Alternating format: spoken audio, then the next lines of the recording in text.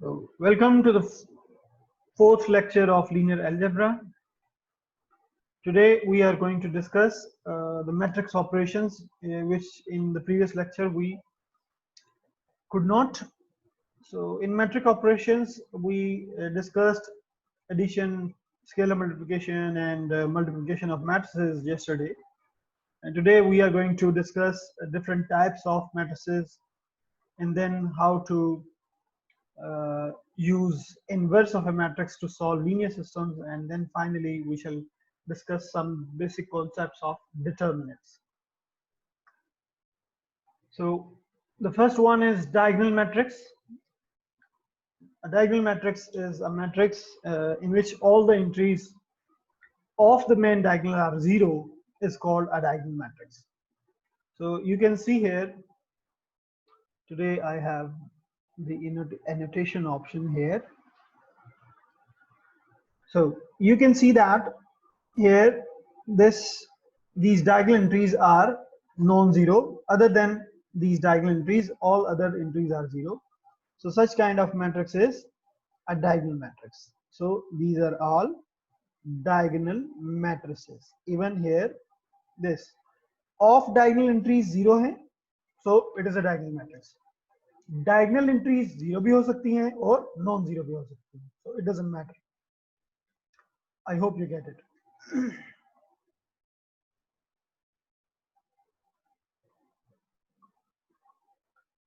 Next thing is, let me clear the drawing. This a general sorry, a general n cross n diagonal matrix D can be written in this way, in which only we have the diagonal entries, this one. If these diagonal entries, all the diagonal entries are non-zero, then inverse of this diagonal matrix is the reciprocal of the diagonal entries. We just take the reciprocal of the diagonal entries and it will give us the inverse of a diagonal matrix. But provided that not any diagonal entry is zero. If any diagonal entry is zero, then the inverse of diagonal matrix does not exist. Okay, I hope you get it. If you have any question, you can ask me.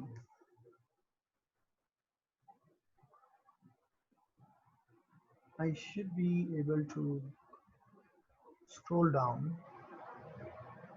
from here, maybe. No, I should clear this and annotation. Now, next one is identity matrix, जो last time हमने discuss किया था. Identity matrix में सारे diagonal entries जो हैं, sorry,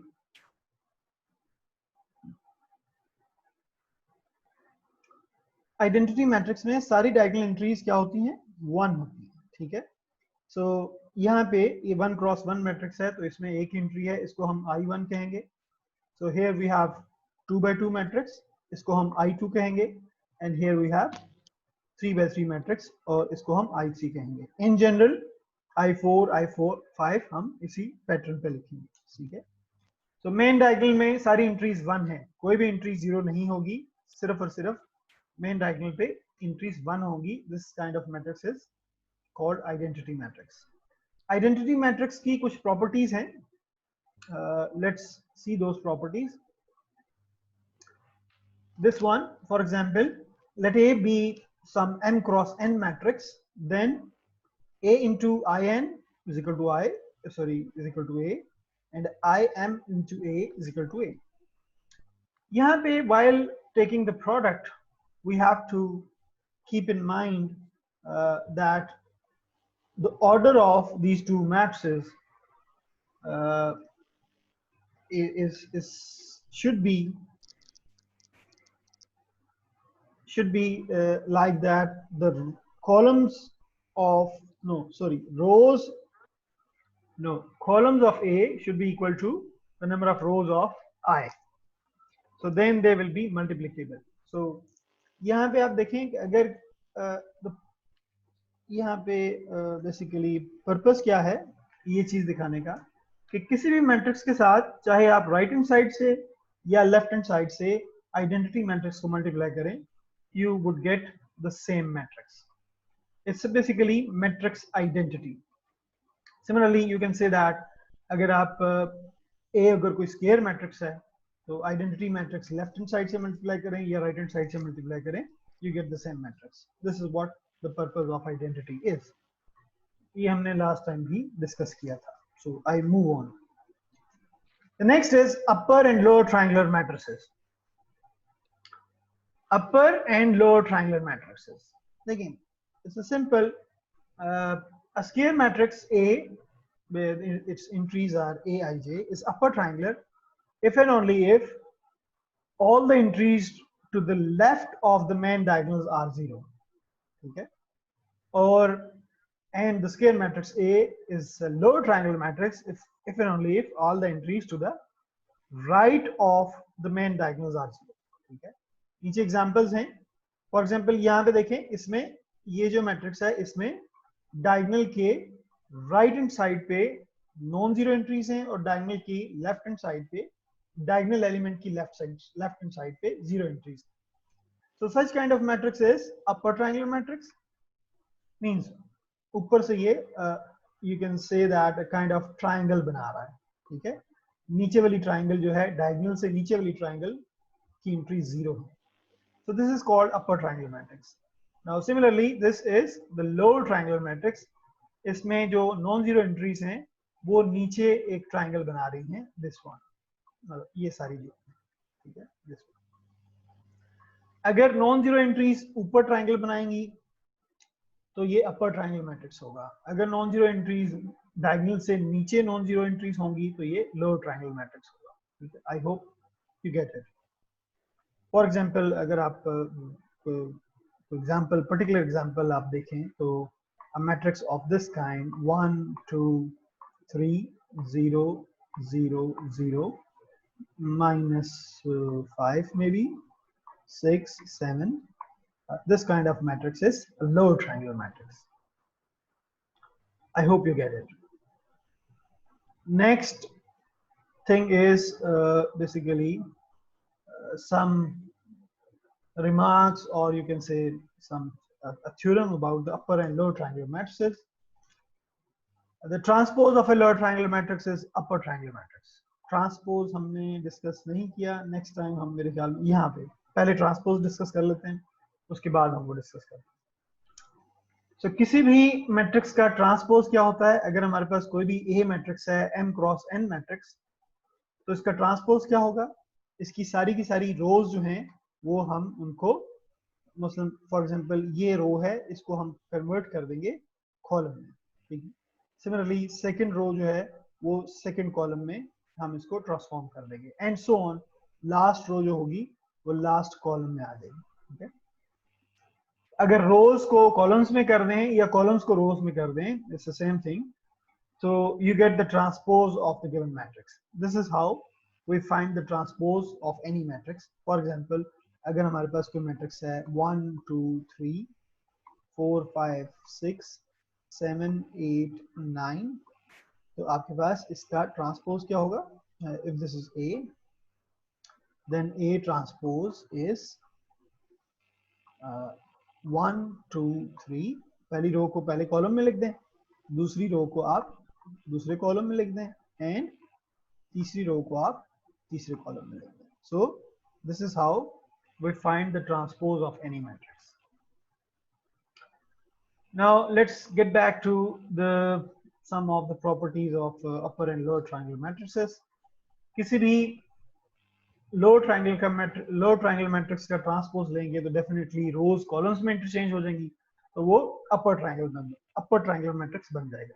ठीक है, दो ट्रायंगुलर मैट्रिसेस का जो प्रोडक्ट है वो लोअर ट्रायंगुलर अगर हैं तो लोअर ट्रायंगुलर मैट्रिक्स ही रहेगा उनका प्रोडक्ट. अगर अपर ट्रायंगुलर मैट्रिसेस हैं तो उनका प्रोडक्ट अपर ट्रायंगुलर मैट्रिक्स रहेगा. ठीक है, one very important thing which you need to remember here, ये हम आगे चल के इसको यूज भी करेंगे.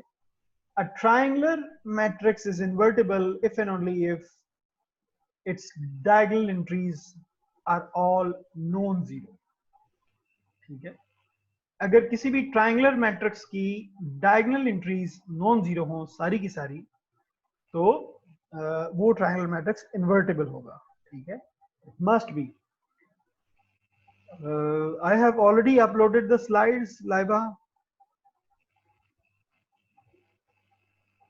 लेक्चर 4 में ऑनलाइन जो लेक्चर स्लाइड्स में LMS पे ये स्लाइड्स मैंने अपलोड कर दी हैं ऑलरेडी, ठीक है। Now this is very important property, you have to remember this. हम इसको आगे चल के यूज करेंगे डिटर्मिनेंट्स में, ठीक है।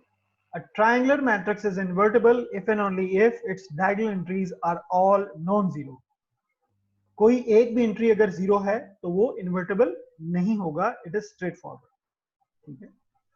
मसलन अगर आपने किसी मैट्रिक्स का इन्वर्स फाइंड करना है, ठीक है, आप अगर उस मैट्रिक्स को अपर ट्रायंगुलर मैट्रिक्स में कन्वर्ट कर दें, ठीक है, by using elementary row operations. Upper triangular matrix means a kind of echelon form of a matrix. अगर किसी भी मैट्रिक्स को अगर आप using elementary row operations upper triangular matrix में कन्वर्ट कर दें, अपर ट्रायंगुलर मैट्रिक्स क्या होगा? It's a similar kind of row echelon form. अगर रो एचलन फॉर्म में मैट्रिक्स आ जाता है, अपर ट्रायंगुलर मैट्रिक्स होगा, अगर उसकी डायगोनल एंट्रीज में सारी की सारी एंट्रीज डायगोनल जो है वो नॉन जीरो हैं, तो वो क्या होगा? इन्वर्टेबल होगा, उसका इनवर्स एग्जिस्ट करेगा। This is very important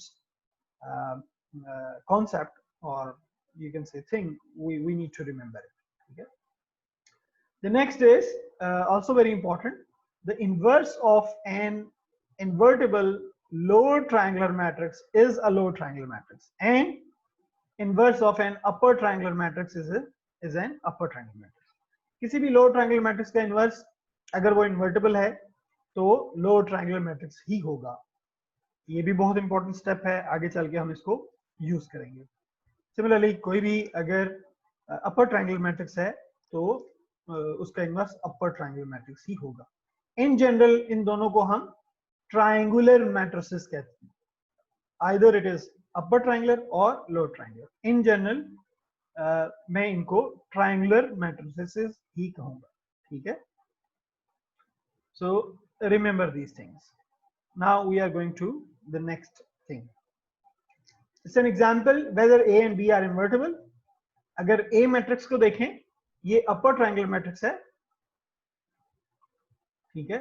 A matrix अगर आप देखें तो ये एक अपर ट्रायंगुलर मैट्रिक्स है, क्योंकि ट्रायंगुलर जो ऊपर बन रही है मेन डायगोनल के ऊपर वाली ट्रायंगल, इसमें नॉन जीरो एंट्रीज, इसमें कोई भी एंट्री जीरो नहीं है। अगर कोई भी जीरो एंट्री नहीं है तो by using previous theorem we can say that this A matrix is invertible by just looking at this matrix. We can tell that this matrix is invertible because it's upper triangular matrix and all of its diagonal entries are non-zero. Second, B matrix जो है, इसको भी हम देखते ही ये बता सकते हैं कि ये invertible है या नहीं। क्यों? क्योंकि इसकी diagonal entries में एक एंट्री जो है वो जीरो है, ये मिडल वाली, ठीक है। अगर ये कोई भी एंट्री जीरो हो तो हम कहेंगे कि वो इन्वर्टिबल नहीं है, ठीक है, by using previous theorem. I hope you get it. If you have any question you can ask. Transpose हमने पहले डिस्कस कर लिया है, आई होप यू गेट इट। कोई भी एग्जांपल मैंने आपको पहले दे दी थी। फॉर एग्जांपल अगर आपके पास, अगर हम कोई और एग्जांपल देखना चाहें इसकी, तो फॉर एग्जांपल हमारे पास 1 2 3 4 है, ठीक है, एंड 5 6 7 8 है।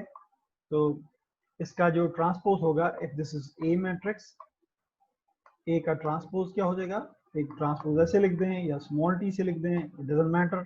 आपने इसकी रोज को 1 2 3 4 कॉलम्स में कर देना है, 5 6 7 8, ठीक है। सो this is the transpose of the given matrix.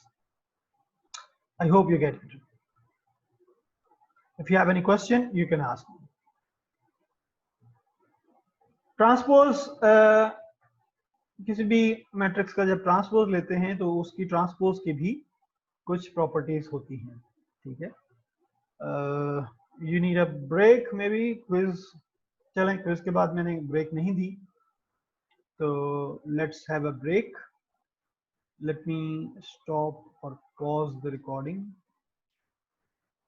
So transpose of a matrix, it has certain properties. For example, if we take the double transpose of a matrix, we get the same matrix. It is obvious.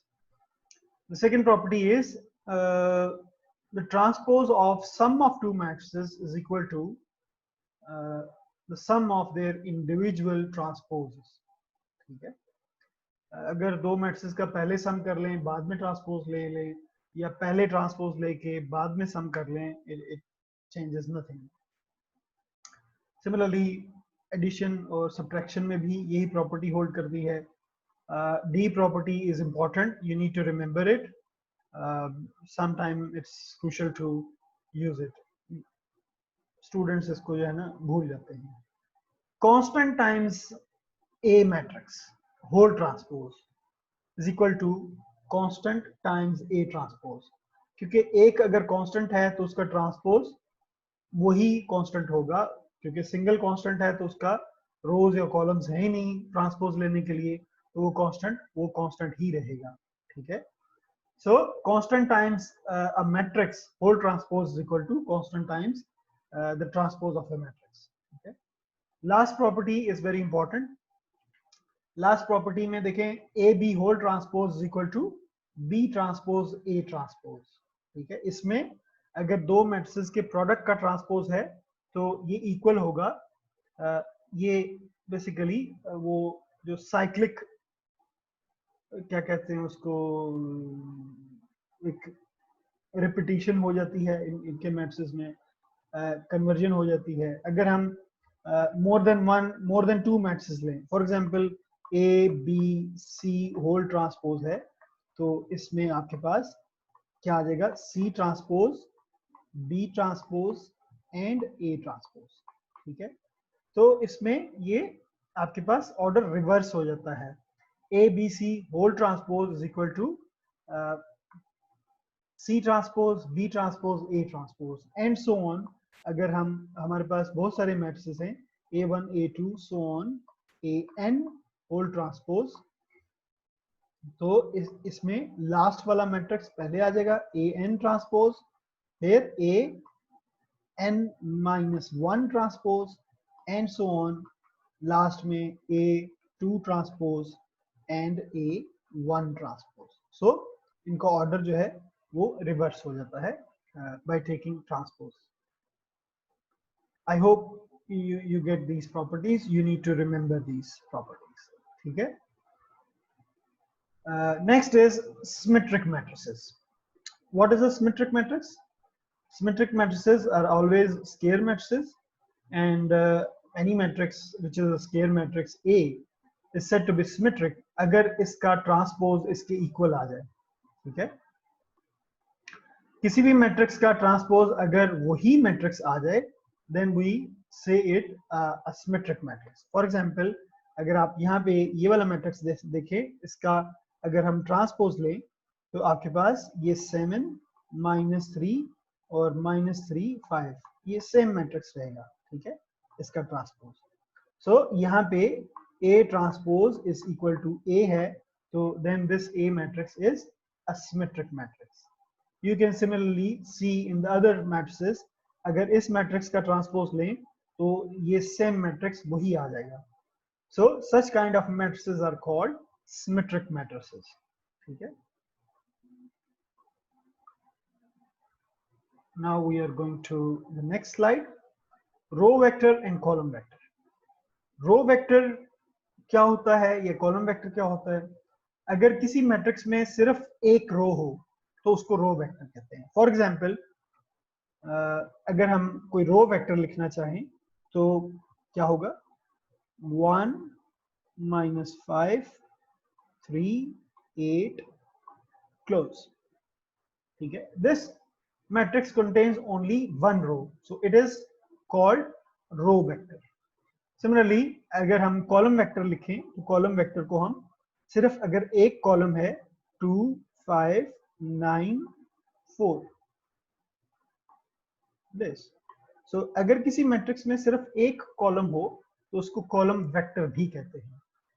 Row vector और column vectors को हमेशा capital letter small bold letters में लिखते हैं। अगर small bold letters ना लिख सकें तो स्मॉल लेटर ऊपर एक बार डाल देते हैं। This is how we express row vector और कॉलम वेक्टर। इसी तरह कॉलम वेक्टर को अगर हम स्मॉल y ऊपर बार डाल दें, या बुक्स में usually small alphabetical letters and the letters should be bold. Row vector और कॉलम वेक्टर को हम इस तरह डिस्क्राइब करते हैं। ठीक है, if you have any question you can ask me.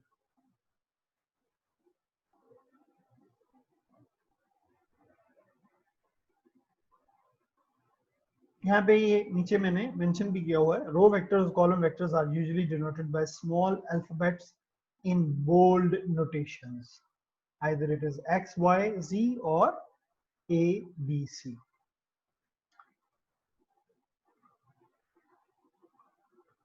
Next is matrix form of a linear system.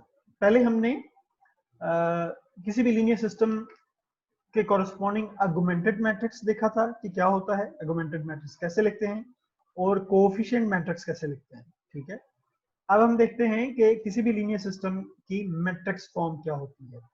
If we are given this linear system, this one, इसका कोएफिशिएंट मैट्रिक्स क्या होगा, इसके जो अननोन्स हैं इसका कोएफिशिएंट मैट्रिक्स हमने पहले देखा था कि जो अननोन्स हैं इनके जो कोएफिशिएंट्स हैं अगर सारे के सारे हम एक मैट्रिक्स के फॉर्म में लिख दें यहाँ पे। ठीक है, सो this is basically the coefficient matrix. ठीक है, सिमिलरली अगर हम एक जो अननोन वेक्टर्स, अननोन वेरिएबल्स हैं x1 x2, दीज वेरिएबल्स, अगर इसको हम एक कॉलम वेक्टर की फॉर्म में लिख दें, column vector this, and the right hand side vector this one, इसको हम b वेक्टर कह दें, तो इस पूरे लीनियर सिस्टम को फिर हम ax is equal to b की फॉर्म में लिख सकते हैं, where a is this coefficient matrix, x is this column vector and b is this column vector। ठीक है, अगर हम इनकी वैल्यूज यहां पुट करें ax इक्वल टू b में, ax इक्वल टू b, अगर ये matrix a matrix x vector और b वेक्टर, अगर हम इसको यहाँ पे मैट्रिक्स फॉर्म में लिखें और इन मैट्रिसेस को अगर हम मल्टीप्लाई करें, we should get the same linear system. So we can write any linear system in the matrix form ax is equal to b. Okay, I hope you get it. If you have any question you can ask me. Now for example, agar if we are given this linear system, this is your linear system। ठीक है, इसको matrix form में कैसे लिखेंगे? This can be written in this form. This is the matrix of coefficients of x1 x2 x3. This is the unknown vector x1 x2 x3, and this is your right hand side vector। okay, so this linear system ultimately can be written in this form, and in compact form, in matrix form, we can write ax is equal to b। Now what is the advantage of writing any linear system in this way, in a matrix form?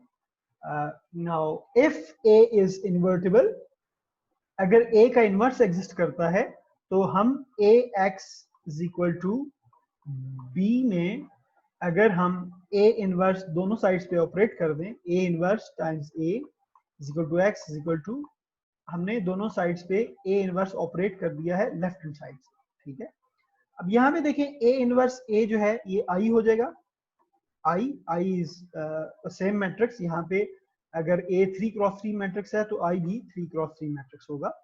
So I x is equal to a inverse b। ठीक है, तो किसी भी identity matrix को किसी भी vector या matrix से मल्टीप्लाई करें तो we get the same vector और मैट्रिक्स, हमने ये पहले डिस्कस किया था। तो x is equal to a inverse b, ये आ गया। ठीक है, अगर हम इस कोफिशिएंट मैट्रिक्स का, ये जो कोफिशिएंट मैट्रिक्स है ए, अगर इसका इन्वर्स फाइंड कर लें तो हमारे पास ये जो लीनियर सिस्टम है इसका सोल्यूशन हम फाइंड कर सकते हैं कैसे, x is equal to A inverse times b। अगर हम ए इनवर्स फाइंड कर लें तो ए इनवर्स को b से मल्टीप्लाई करेंगे तो आपके पास सोल्यूशन आ जाएगा। So this is another method of solving linear systems. ठीक है, ए किसी भी मैट्रिक्स का इन्वर्स कैसे फाइंड करते हैं ये हमने प्रीवियस लेक्चर में डिस्कस किया था। ए इन्वर्स फाइंड करने के लिए हम ए और आई को इकट्ठा एक मैट्रिक्स में लिखते हैं और यूजिंग एलिमेंट्री रो ऑपरेशंस हम ए को रिड्यूस करते हैं आइडेंटिटी में और आइडेंटिटी ट्रांसफॉर्म हो जाता है ए इन्वर्स में। ठीक है, ये प्रीवियस लेक्चर में हमने डिस्कस किया था। I hope you know how to find inverse of any matrix. ठीक है, so if you have any question you can ask me. Next, this is what I have explained you on the previous slide. अगर हमारे पास कोई भी linear system है जिसको हम matrix form में लिखते हैं, ठीक है, अगर if A is invertible, यहाँ पे ये कंडीशन मस्ट है, if A is invertible, अगर A invertible होगा then we can say that x is equal to A inverse B, otherwise no। अगर A invertible नहीं है तो A का इनवर्स हम दोनों साइड्स पे ऑपरेट नहीं कर सकते। अगर नहीं कर सकते तो इस लीनियर सिस्टम का सॉल्यूशन हम फाइंड नहीं कर सकते इस मेथड से। ठीक है, इस मेथड से हम नहीं फाइंड कर सकते। ये मेथड कब वैलिड होगा या कब हम अप्लाई कर सकते हैं इस मेथड को, जब ए इन्वर्टिबल होगा। ए इन्वर्टिबल होने के लिए पहली कंडीशन क्या है कि ए जो है वो स्केयर मैट्रिक्स है, ए स्केयर मैट्रिक्स है और इसका फिर हम इनवर्स फाइंड कर सकते हैं। तो ये मेथड सिर्फ उन लीनियर सिस्टम्स पे अप्लाई हो सकता है और जिनमें जो सिस्टम्स जिनमें आपके पास नंबर ऑफ इक्वेशंस और नंबर ऑफ अननोन्स जो हैं वो सेम हो। ठीक है, सिर्फ उन सिस्टम्स पे अप्लाई होगा जिसमें नंबर ऑफ इक्वेशंस और नंबर ऑफ अननोन सेम हो। ठीक है, अदरवाइज अगर आपके पास नंबर ऑफ इक्वेशंस और नंबर ऑफ अननोन्स सेम नहीं है तो फिर ये मेथड अप्लाई नहीं होगा। हम वही गॉस एलिमिनेशन या Gauss Jordan elimination method use करेंगे in order to solve the given linear system. If you have any question you can ask me. Next, यहाँ पे एक एग्जांपल है जिसमें हमने सबसे पहले लीनियर सिस्टम को मैट्रिक्स फॉर्म में लिखा। ठीक है, ये मैट्रिक्स फॉर्म आ गई, ये ए मैट्रिक्स होगा, इसमें ये एक्स होगा और ये बी होगा। ठीक है, अब हम देखते हैं कि ए इनवर्स फाइंड करके इसका सोल्यूशन हम कैसे फाइंड कर सकते हैं। ठीक है, so in order to find the solution of this linear system we need to find A inverse। अच्छा, यहाँ पे A inverse फाइंड किया हुआ है।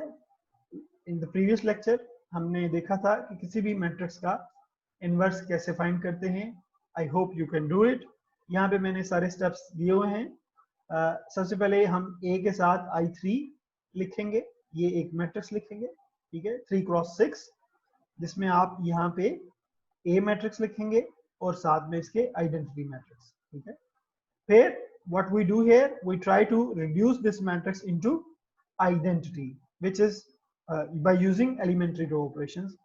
ultimately ये जो given मैट्रिक्स है आइडेंटिटी में ट्रांसफॉर्म हो गया है तो आपके पास ये जो दूसरा मैट्रिक्स होगा ये वाला A इनवर्स होगा। so we get A inverse, A is invertible। अगर A invertible है तो हम सॉल्यूशन कैसे फाइंड करेंगे। therefore the solution is x is equal to A inverse B।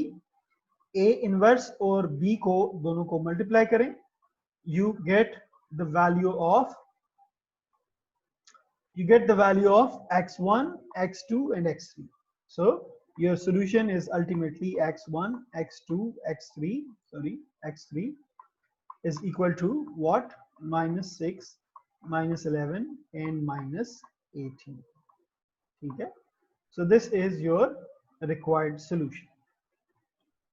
one thing which I repeat, you have to remember it, ये method सिर्फ उन linear systems पे अप्लाई होगा जहां पे आपके पास number of equations and number of unknown same है। मींस इसका कोफिशिएंट मैट्रिक्स जो है वो स्केयर मैट्रिक्स है। This is another method of solving linear systems. If you have any question, you can ask me.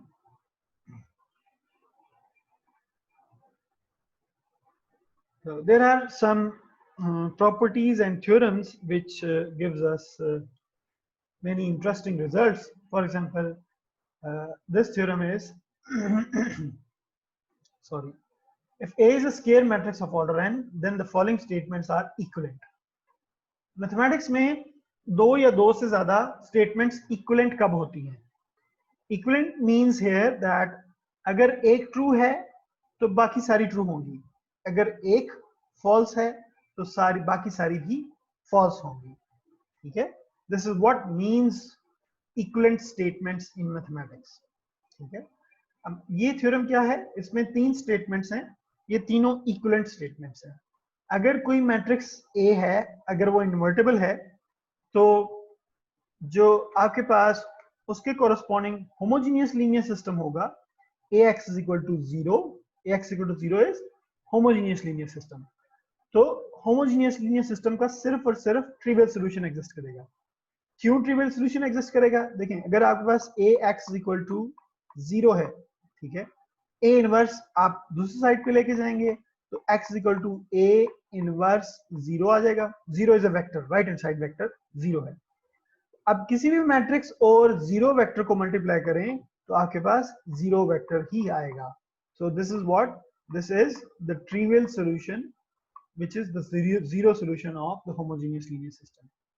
अगर किसी भी होमोजेनियस लीनियर सिस्टम में कोएफिशिएंट मैट्रिक्स इन्वर्टिबल हो तो उसका सिर्फ और सिर्फ ट्रिवियल सॉल्यूशन एग्जिस्ट करेगा, ठीक है? This is what this statement tells us. Third statement में, सी स्टेटमेंट्स में क्या है कि अगर कोई मैट्रिक्स ए इन्वर्टिबल है तो उसकी रिड्यूस्ड लो एचेलॉन फॉर्म जो है वो हमेशा हमें हमारे पास IN आएगी, ठीक है? जैसे कि आप प्रीवियस स्लाइड पे देखें, 3x3 मैट्रिक्स था, कोएफिशिएंट मैट्रिक्स, वो इन्वर्टिबल था, तो जब हम उसको उसकी रो रिड्यूस एचेलॉन फॉर्म में कन्वर्ट करेंगे तो वो आइडेंटिटी मैट्रिक्स में कन्वर्ट हो जाता है, ठीक है?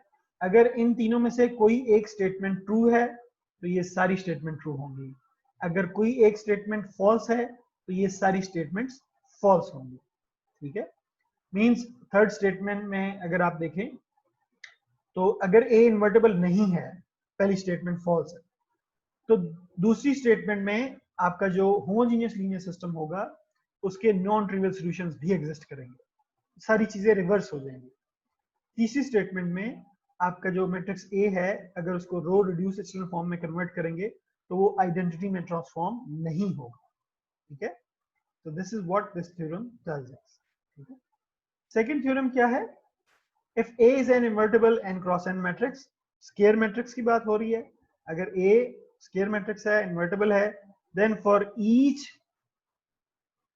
let me clean this, then for each n cross one matrix B, the system of equations AX is equal to B has exactly one solution, ठीक है? अगर किसी भी लीनियर सिस्टम में AX is equal to B में अगर coefficient matrix, if this is invertible, then this linear system will only have one solution, which is the unique solution of the given linear system, okay? If A is not invertible, then the given linear system will have either no solution or infinite many solutions. लेकिन अगर coefficient matrix invertible है तो given linear system का सिर्फ और सिर्फ एक solution exist करेगा, which is the unique solution. तो ये चीजें आपने याद रखनी है, ये थ्योरम्स हैं, वो इस कोर्स में थ्योरम्स का प्रूफ जो है वो हम ज्यादा उस पर कॉन्सेंट्रेट नहीं करते, but these statements are very important, you need to remember these statements, ठीक है? The next one is by using this second theorem, ठीक है? अगर A इन्वर्टिबल है तो कोई भी मैट्रिक्स हो राइट हैंड साइड पे, ठीक है, एनी मैट्रिक्स B, तो आपके पास system of linear equations AX equal to B का एग्जैक्टली एक सॉल्यूशन होगा। इस थ्योरम को यूज करते हुए हम ये नेक्स्ट एग्जांपल देखेंगे कि अगर हमारे पास ये एक कोई भी लीनियर सिस्टम है दिस वन, इसकी राइट हैंड साइड पे कोई जनरल वेक्टर है, कोई जनरल वैल्यूज हैं b1 b2 b3, ये जीरो भी हो सकती हैं, नॉन जीरो भी हो सकती हैं। हम देखते हैं कि the question is what conditions must b1 b2 b3 satisfy in order for the system of equations this one to be consistent. To be consistent means हमने देखना है कि ये b1 b2 b3 क्या कंडीशन सेटिस्फाई करते हैं so that the given linear system has at least one solution. At least one solution means या इसका यूनिक सोल्यूशन होगा या इसके इनफिनिट मेनी सॉल्यूशंस होंगे। अच्छा, कंडीशन फाइंड करने के लिए हम क्या करेंगे, सबसे पहले कॉरेस्पॉन्डिंग अगुमेंटेड मैट्रिक्स लिखेंगे इस लीनियर सिस्टम का, ठीक है। अगुमेंटेड मैट्रिक्स लिखने के बाद हम वही एलिमेंट्री रो ऑपरेशंस अप्लाई करके इस मैट्रिक्स को कोशिश करेंगे to reduce it in echelon form, echelon और रिड्यूस एचलन, ठीक है। अच्छा, इस अगुमेंटेड मैट्रिक्स को हमने क्या किया, we try to reduce this matrix into echelon form. अगर एचलन फॉर्म में देखें ये मैट्रिक्स, ये लास्ट वाला मैट्रिक्स जो है ये एचलन फॉर्म में है, ठीक है, आफ्टर अप्लाइंग सर्टेन ऑपरेशन, ठीक है। पहला ऑपरेशन क्या होगा, इस पे आप रो 2 में से रो 1 माइनस कर दें और रो 3 में आप क्या करेंगे, -2 से मल्टीप्लाई करें रो 1 को और ऐड कर दें रो 3 में। So it is easy to get this echelon form corresponding to the given augmented matrix। अब देखिए इस मैट्रिक्स में लास्ट रो जो है वो क्या है, लास्ट रो इज दिस। इसमें आपके पास कोफिशिएंट, वेरिएबल्स के कोफिशिएंट्स कितने हैं, x1 x2 x3, ये तीनों जीरो है और ये आपके पास राइट हैंड साइड, ठीक है। अब यहां पे अगर लास्ट इक्वेशन लिखें तो आपके पास क्या आएगी, this should be b3 b2 minus b2 minus b1 should be 0। अगर ये 0 नहीं होता तो ये सिस्टम आपका, ये वाला जो सिस्टम होगा, इसके कॉरेस्पॉन्डिंग जो सिस्टम होगा वो इनकंसिस्टेंट सिस्टम होगा, अगर b3 minus b2 minus b1 अगर ये 0 नहीं होते, ठीक है। So this b3 minus b2 minus b1 must be 0 in order to get a consistent solution। Consistent means either one or infinite many solutions। अब इसमें किसी एक कांस्टेंट की वैल्यू फाइंड कर लें। फॉर एग्जांपल हम कहते हैं कि b3 जो है वो b1 प्लस b2 के इक्वल है, ठीक है। तो b वेक्टर हमारा क्या हो जाएगा, अल्टीमेटली b1 ही रहेगा, b2 ही रहेगा, ठीक है। लेकिन b3 किसके इक्वल है, b3 is equal to b1 plus b2। तो यहाँ पे हमने लिख दिया कि ये b1 प्लस b2 के इक्वल है, ठीक है। b1 b2 जो है आर्बिट्ररी है। सो कंडीशन क्या है in order to get the consistent solution, consistent system, ये कंडीशन है आपकी दिस वन, ठीक है, कि b3 जो है वो b1 और b2 का सम होना चाहिए, तब ये सिस्टम जो है कंसिस्टेंट होगा किसी भी वैल्यूज के लिए b1 और b2, ठीक है। अगर ये ट्रू नहीं होती कंडीशन ये वाली, तो आपके पास जो गिवन सिस्टम है वो कंसिस्टेंट नहीं होगा, ठीक है। आई hope you get it. If you have any question you can ask me. If you have any question you can ask me. I'll give you a few seconds to look at this problem. Okay. If you have any question, you can ask me.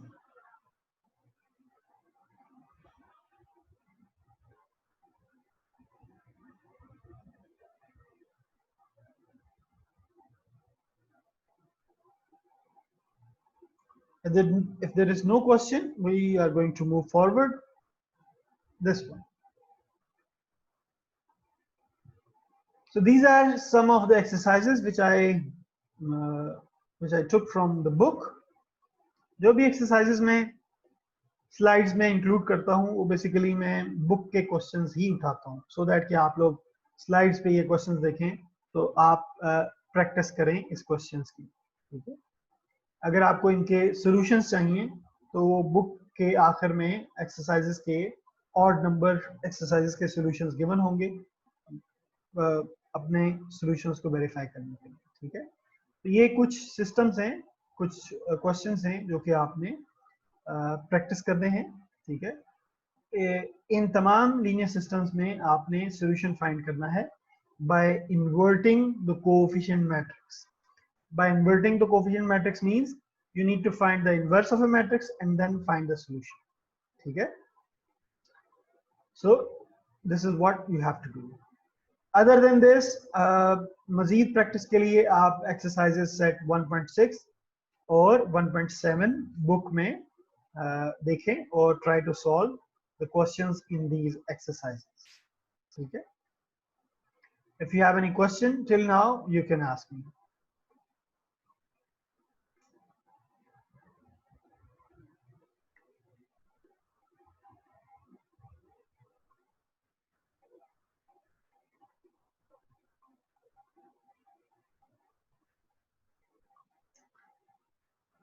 If you don't have any question, we are going to move forward. The next topic which we discussed today is determinants. ठीक है? किसी भी matrix का determinant क्या होता है? Determinant हमेशा square matrix का फाइंड किया जाता है, ठीक है। डिटर्मिनेंट हमेशा एग्जिस्ट करता है स्केयर मैट्रिसेस का, ठीक है।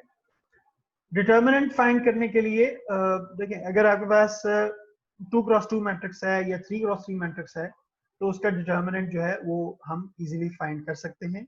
आप लोगों ने एफएससी में या ए लेवल्स में डिटर्मिनेंट्स को देखा होगा, ठीक है। आपने वहां पे डिटर्मिनेंट्स फाइंड किए होंगे for different matrix, but we are going to repeat it here. इसके बाद हम ये देखेंगे कि ट्रायंगुलर मैट्रिसेस के डिटर्मिनेंट्स कैसे फाइंड किए जाते हैं। कोई भी ट्रायंगुलर मैट्रिक्स अगर है हमारे पास, either it is upper triangular और लोअर ट्रायंगुलर या डायगोनल मैट्रिक्स है, तो उसका जो डिटर्मिनेंट होगा वो उसकी डायगोनल एंट्रीज का प्रोडक्ट होगा। इसको हम मजीद डिस्कस करेंगे इन अपकमिंग स्लाइड्स, ठीक है। Determinants are useful to compute the inverse of matrix, ठीक है, and solve the linear systems. That's why we need to learn how to find the determinant of a matrix. Determinant find करने के लिए हमें miners और cofactors की भी जरूरत पड़ती है, वो आगे चल के हम नेक्स्ट स्लाइड्स में फाइंड करेंगे, देखेंगे कि कैसे फाइंड होगा। नेक्स्ट इज, अगर हमारे पास कोई भी 1 by 1 सिस्टम है, तो मसलन यहाँ पे आपके पास कोई 1x1 मैट्रिक्स है तो उसका डिटर्मिनेंट सेम नंबर होगा, ठीक है, इट इज ऑब्वियस। अगर आपके पास 2x2 मैट्रिक्स है ए बी सी डी, तो उसका डिटर्मिनेंट कैसे फाइंड करते हैं? You just multiply these two numbers minus the multiplication of these two numbers, ठीक है। Means main diagonal and you can say not main diagonal, the BC is the other diagonal, ठीक है। This is the main diagonal. 2x2 matrix का determinant कैसे find करते हैं? A B the product of main diagonal entries and minus the product of the other diagonal entries, ठीक है। So this is how we find the determinant of 2x2 matrix. Once you find the determinant of 2x2 matrix, we can find the inverse of 2x2 matrix in this way, this one. What is the inverse of this matrix in this case? 1 over the determinant of A times this matrix. This matrix is basically, you can say, adjoint of A. This matrix is usually called adjoint, sorry, it's not clear.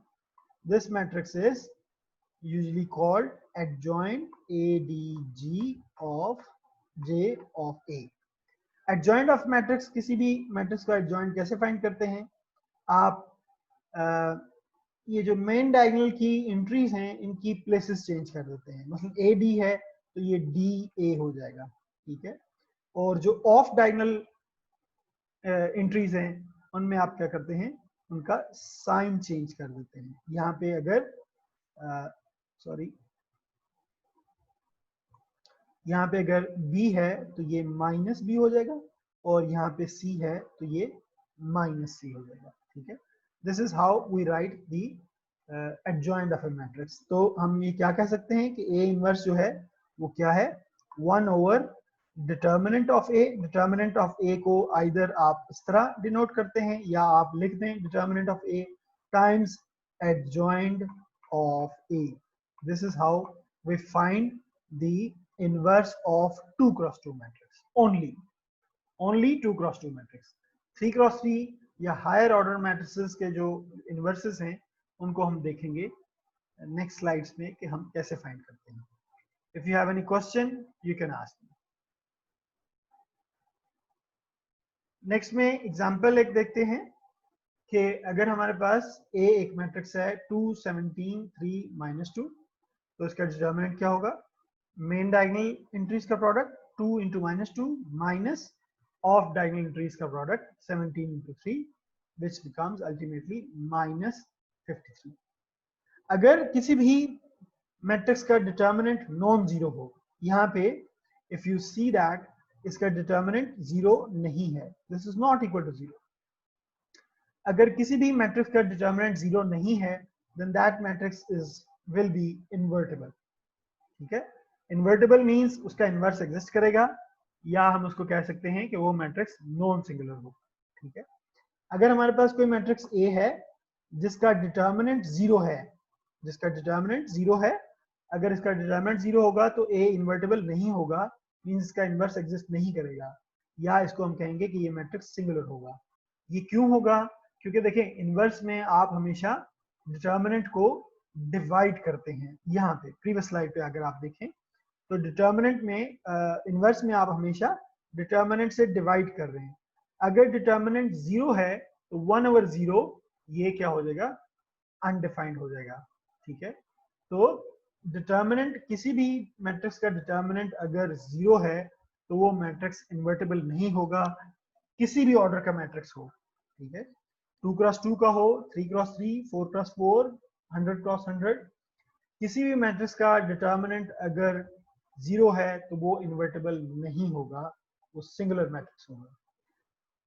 अगर determinant zero नहीं है किसी भी order के matrix का, order 10 15 2 3 anything, किसी भी order के मैट्रिक्स का डिटर्मिनेंट जीरो नहीं है तो वो मैट्रिक्स इन्वर्टेबल होगा, ठीक है, या उसको हम नॉन सिंगुलर मैट्रिक्स कहेंगे। If you have any question go ahead, you can ask me. Next thing is determinant, how to find determinants of higher order matrices. In order to discuss or find determinants of higher order matrices, we need to first define minors of that matrix, ठीक है। What is the minor of a matrix? अगर हमारे पास ये एक matrix है order n cross n का, इसका order क्या है, n क्रॉस n, क्योंकि इसमें n रोज हैं और n कॉलम्स हैं। कोई भी आपने अगर माइनर लिखना है तो माइनर हमेशा किसी न किसी एंट्री के कॉरस्पॉन्डिंग लिखते हैं। किसी भी मैट्रिक्स का जब हम माइनर लिखते हैं तो वो किसी मैट्रिक्स की किसी एक एंट्री के कॉरस्पॉन्डिंग लिखते हैं, ठीक है। फॉर एग्जाम्पल अगर आपने माइनर लिखना है कॉरस्पॉन्डिंग टू A22 तो उसको हम कहेंगे M22, ठीक है। अब M22 को हम क्या लिखेंगे, ठीक है, या इन जनरल यहाँ पे मैंने कहा हुआ है कि AIJ कोई भी एक एंट्री है यहाँ पे इस मैट्रिक्स में AIJ, ठीक है। AIJ के कॉरस्पॉन्डिंग जो माइनर होगा वो क्या होगा, MIJ, ठीक है। MIJ इसका माइनर होगा, और इस माइनर को MIJ को हम कैसे लिखेंगे, ये एक डिटर्मिनेंट होगा n-1 क्रॉस n-1 मैट्रिक्स का, ठीक है, जिसमें हम ith रो और jth कॉलम को डिलीट कर देंगे, ठीक है। अगर गिवन मैट्रिक्स में से एक रो और एक कॉलम को डिलीट कर देंगे तो आपके पास इसका ऑर्डर एक कम हो जाएगा, ठीक है। मींस अगर ऑर्डर n क्रॉस n है इसका ऑर्डर, एक रो डिलीट हो गई तो ये n-1 हो गया, एक कॉलम डिलीट हो गया तो आपके पास n-1 हो गया। तो किसी भी मैट्रिक्स का जो माइनर होगा Mij, वो हम कैसे लिखेंगे? वो गिवन मैट्रिक्स का डिटर्मिनेंट होगा, पहली बात। दूसरी बात, इस माइनर में आपने ith रो और jth कॉलम को डिलीट करना है। मींस जिस एलिमेंट के कॉरस्पॉन्डिंग आपने माइनर लिखना है, उस एलिमेंट की रो और उसी एलिमेंट की कॉलम को आपने डिलीट कर देना है, तो आपके पास माइनर आ जाएगा। फॉर एग्जाम्पल नेक्स्ट स्लाइड पे मैंने आप इसकी एक एग्जाम्पल देता हूँ यहाँ पे आपको। अगर आपके पास A जो है वो 3x3 मैट्रिक्स है, जिसकी entries A11, A12, A13 and so on, ये सारी एंट्रीज हैं। तो अगर हमने M22 लिखना है, अगर हमने M22 लिखना है, why it is not working? Yes. अगर हमने M22 लिखना है तो M22 क्या है? ये कॉरस्पॉन्डिंग टू A22 है, ठीक है। अब इस A2 जो एलिमेंट है, इसका कॉलम और इसकी रो ये डिलीट कर दें आप, ठीक है। ये डिलीट कर दें, बाकी एंट्रीज आपके पास क्या बची? A11, A13, A31 और A33। This is how we write the minor M22, ठीक है। ये डिटर्मिनेंट है, इसको हम, ये डिटर्मिनेंट है, रिमेंबर दिस, माइनर में हम डिटर्मिनेंट लिखते हैं। अब ये डिटर्मिनेंट है, इसको हम इजीली सॉल्व कर सकते हैं। इस डिटर्मिनेंट की वैल्यू क्या होगी? A11, A33, main diagonal entries का product minus of diagonal entries का प्रोडक्ट, A13 और A31 का प्रोडक्ट, ठीक है। सिमिलरली अगर आपने M11 लिखना है तो आपके पास क्या होगा? A11 के कॉरस्पॉन्डिंग M11 लिखना है हमने, तो A11 का कॉलम और A11 का जो रो है, इसको हम डिलीट कर देंगे। बाकी जो एंट्रीज आएंगी इनका डिटर्मिनेंट लेंगे तो आपके पास माइनर आ जाएगा M11। सिमिलरली अगर आपने M23 लिखना है तो ये M23 इस एलिमेंट के कॉरस्पॉन्डिंग माइनर होगा। आप इसके कॉरस्पॉन्डिंग वाली रो इस और इसका कॉलम डिलीट कर दें, जो बाकी एंट्रीज बचेंगी वो हम यहाँ लिख देंगे। ये आपके पास माइनर M23 आ जाए, ठीक है। This is how we write the minors, ठीक है। If you have any question you can ask. Next page पे ये एग्जांपल है एक और, जिसमें मैंने नंबर्स लिए हुए हैं, रियल नंबर्स, ए की एंट्रीज हैं। ए अगर हमारे पास ये मैट्रिक्स है, this should be matrix not determinant.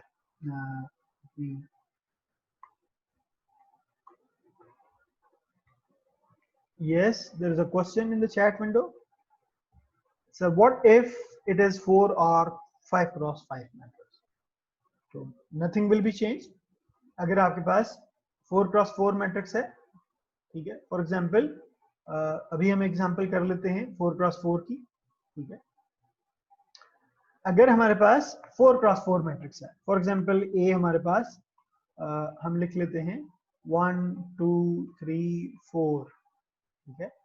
1 2 3 4 5 6 7 8 9 10 11 12 13 14 15 and 16 entries होंगी इसमें, ये आ गया। अब अगर आपने इसमें m फॉर एग्जांपल आपने 2 3 लिखना है, ठीक है। M23 माइनर होगा तो M23 एंट्री कौन सी है? सेकंड रो थर्ड कॉलम, ये वाली एंट्री है, ठीक है। 7 एंट्री है ये, ठीक है। M23 लिखने के लिए 7 एंट्री की जो रो है उसको कैंसिल कर दें और उसके कॉलम को कैंसिल कर दें, ठीक है। तो बाकी जो मैट्रिक्स बचेगा उसका डिटर्मिनेंट लेना है, तो वो क्या होगा? 1 2 4 एंड देन 9 10 12 13 14 एंड 16, ये आ गया आपके पास माइनर, ठीक है। अच्छा, जब माइनर में 3 क्रॉस 3 डिटर्मिनेंट आएगा तो इस 3 क्रॉस 3 डिटर्मिनेंट को सॉल्व करने के लिए हमें फर्दर इसको सिंप्लीफाई करना पड़ेगा 2 क्रॉस 2 माइनर्स में, ठीक है। क्योंकि 2 क्रॉस 2 माइनर्स में डिटर्मिनेंट फाइंड करना इजी है, 3 क्रॉस 3 माइनर में डिटर्मिनेंट फाइंड करने के लिए हमें फर्दर 2 क्रॉस 2 माइनस लिखने पड़ेंगे इस तरह के, वो हम आगे चल के डिस्कस करते हैं, ठीक है। यू गेट इट जिले Huma? Any other question? Okay, next is, देखिए इस एग्जांपल में भी हम माइनर लिख सकते हैं और फिर हम माइनस को सॉल्व कर सकते हैं। अगर ए हमारे पास ये मैट्रिक्स है, ठीक है, तो M11 हमारे पास क्या होगा, हमने M11 ये वाली एंट्री है, इसकी कॉलम और इसके रो को हम डिलीट कर देंगे, we get the determinant of these entries, इसका डिटर्मिनेंट सॉल्व करेंगे तो यू गेट -5। सिमिलरली M12 अगर आपने लिखना है तो M12 क्या होगा, let me change the colour, M12 ये वाली एंट्री है, इसके कॉलम और इसके रो को हम डिलीट कर देंगे, बाकी एंट्रीज क्या बचती हैं 2 1 4 5, ठीक है, 2 1 4 5 बच गई। अच्छा, 2 1 4 5 का डिटर्मिनेंट है, इसको कैसे सॉल्व करेंगे, 2 multiply by 5 minus 4 multiply by 1, तो 2 multiply by 5 is 10 minus 4 it is 6, ठीक है। इसी तरह अगर हम M13 लिखेंगे तो M13 मींस ये वाली एंट्री है, इसके कॉरेस्पॉन्डिंग रोज और इसके कॉरेस्पॉन्डिंग कॉलम्स हम डिलीट कर देंगे, तो रिमेनिंग एंट्रीज हैं 2 -1 4 0, ठीक है। तो फिर इसका डिटरमिनेंट 2 और 0 का प्रोडक्ट 0 हो जाएगा, -4 इंटू -1 इज 4, तो ये आपके पास M13 आ जाएगा। This is how we write the minor. I hope you get it. We are going to move forward. Last thing which we discussed today, and then we'll finish this lecture. Cofactors and determinants of n cross n matrix. अच्छा, minus find करने का क्या फायदा है हमें, minus find करेंगे हम तो हम कोफैक्टर्स फाइंड कर सकते हैं। कोफैक्टर्स को हम कैसे डिफाइन करते हैं, cofactors are denoted usually by Cij, and Cij is equal to what? Cij is equal to what? -1 raised power I plus j times minor ij, ठीक है। This is called cofactor of aij. This is called the cofactor corresponding to the element aij, ठीक है। Once we find the cofactors corresponding to any one row of a matrix, we can write the determinant of that matrix corresponding to that particular row. For example, हमने यहाँ पे क्या किया, cofactor C11 find किया, C12 find किया और C1n find किया। अगर आप देखें तो ये कोफैक्टर्स किन एलिमेंट्स के कॉरस्पॉन्डिंग है, A11, A12 और A1n। A11, A12, A1n ये क्या है, बेसिकली ये फर्स्ट रो है गिवन गिवन मैट्रिक्स की। फॉर एग्जांपल अगर आप मैट्रिक्स देखें इन जनरल यहाँ पे, तो इसकी फर्स्ट रो क्या है, first row A11, A12, A13 and so on A1n। हमने क्या किया, कोफैक्टर्स फाइंड किए corresponding to A11 means C11, corresponding to A12 means C12 and so on। सारे इन एलिमेंट्स के कॉरस्पॉन्डिंग हमने कोफैक्टर्स फाइंड किए, आखिर में C1n, ठीक है। Once we get the cofactors corresponding to the elements in first row of a matrix, हम उस मैट्रिक्स का डिटर्मिनेंट लिख सकते हैं, ठीक है। कोफैक्टर्स यहाँ पे देखें, हमने पहले डिफाइन किया कि कोफैक्टर्स क्या होते हैं, ठीक है। कोफैक्टर्स को कैसे डिफाइन करते हैं, कोफैक्टर्स बेसिकली माइनस में साइन का एडजस्टमेंट है, ठीक है। बेसिकली यहाँ पे है तो ये माइनस ना, इसमें यहाँ पे ये क्या है, साइन की एडजस्टमेंट है, ठीक है। So the cofactor of Aij is what? Cij. We can find cofactors corresponding to the elements in first row, and then the elements, the product of elements and the cofactors. हमने ये लिख देना है A11 C11 plus A12 C12 and so on plus A1n C1n। इन सारों के product का जो सम होगा वो गिवन मैट्रिक्स का डिटर्मिनेंट होगा। This is how we find the determinant of a given matrix और this method is called, this would be called a definition by expansion by cofactors along the first row, along the first row. This is important. ठीक है, हम determinant find कर सकते हैं along the first row, second row, third row और any row. ठीक है, किसी भी मैट्रिक्स के आप कोफैक्टर्स फाइंड करें किसी भी रो के अलोंग या किसी भी कॉलम के अलोंग भी कर सकते हैं. ठीक है, कोई एक कॉलम चूज कर लें गिवन मैट्रिक्स का, उसके कॉरस्पॉन्डिंग कोफैक्टर्स कैलकुलेट करें और उस जो एलिमेंट्स हैं और कोफैक्टर्स का प्रोडक्ट लेके सम कर दें, you get the determinant of the given matrix. Let's do an example of this thing so that कि आपको थोड़ा सा ये ज्यादा क्लियर हो. यहाँ पे इन जनरल हम मैट्रिक्स जो है यहाँ पे ये बताया गया है कि मैट्रिक्स का डिटर्मिनेंट हम किसी भी रो के कॉरस्पॉन्डिंग फाइंड कर सकते हैं या किसी भी कॉलम के अलोंग फाइंड कर सकते हैं. ठीक है, सो ये हम आगे चल के एग्जांपल्स में इसको डिस्कस करते हैं मजीद. So here is an example. अगर हमें ये मैट्रिक्स ए गिवन है, इसका हमने डिटर्मिनेंट फाइंड करना है. ठीक है, सबसे पहले हम चूज करेंगे कि कौन सी रो या कौन सी कॉलम के कॉरस्पॉन्डिंग हम कोफैक्टर्स फाइंड करेंगे. फॉर एग्जांपल यहाँ पे इसने पहली रो को चूज किया हुआ है, दिस रो. ठीक है, इस रो को उसने चूज कर लिया. अब हम क्या कहेंगे कि हमने determinant by expansion method find करना है अलोंग द फर्स्ट रो. अगर फर्स्ट रो को चूज किया हमने तो पहला एलिमेंट क्या है, A11. A11 के कॉरस्पॉन्डिंग हमने माइनर फाइंड करना है M11. फिर सेकंड एलिमेंट क्या है, दिस वन A12, हमने माइनर फाइंड करना है M12. फिर थर्ड एलिमेंट के कॉरस्पॉन्डिंग हमने माइनर फाइंड करना है M13. ठीक है, ये हमने फाइंड कर लिया, ये माइनर ये आया, इसका डिटरमिनेंट हमने सॉल्व कर लिया, वी गेट द माइनर्स. ठीक है, once we get the minors we can find the corresponding cofactors. अब इसके corresponding cofactor हम फाइंड करेंगे.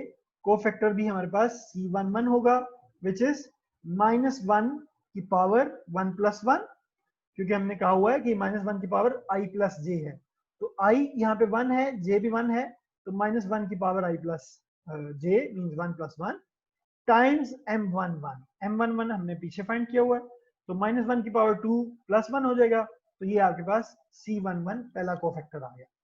सिमिलरली C12 फाइंड करेंगे. C12 क्या होगा, -1 की पावर 1 + 2 इंटू माइनर M12.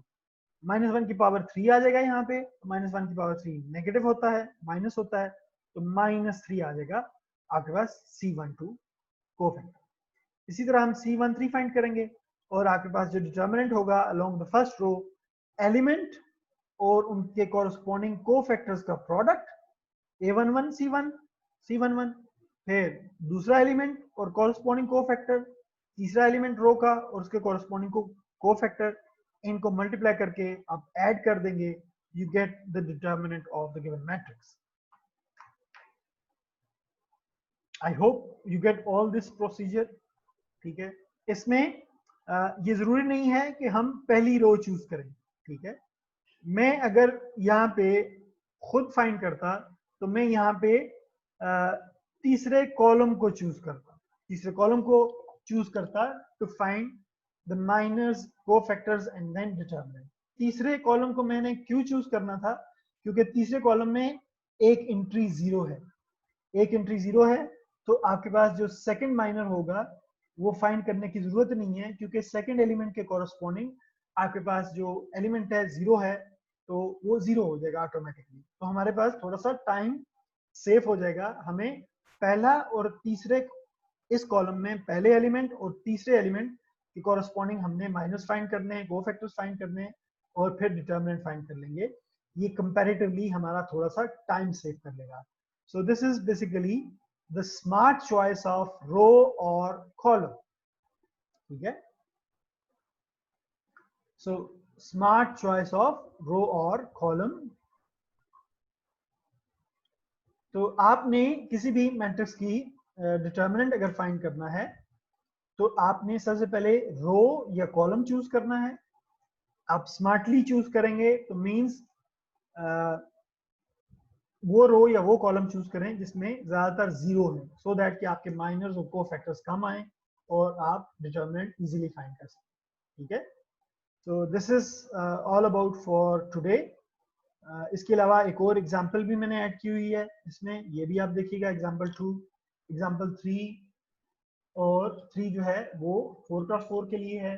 ये हम इंशाल्लाह कल के लेक्चर में डिस्कस करेंगे। Now if you have any question you can ask me, otherwise we are going to stop till here today.